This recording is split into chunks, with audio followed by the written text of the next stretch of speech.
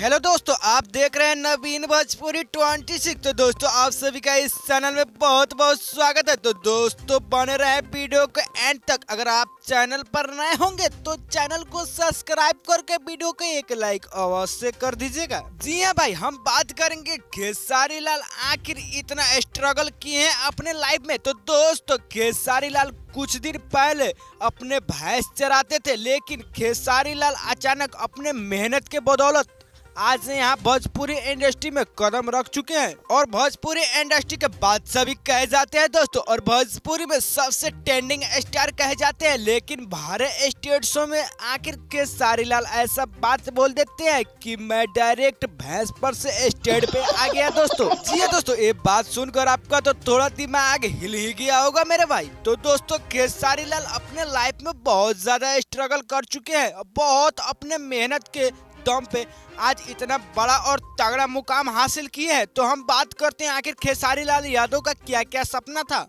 खेसारी लाल यादव का सपना दोस्तों बहुत तगड़ा था और बहुत खतरनाक था, लेकिन आज के डेट में 2024 में दोस्तों खेसारी लाल का A to Z सपना पूरा हो चुका है दोस्तों।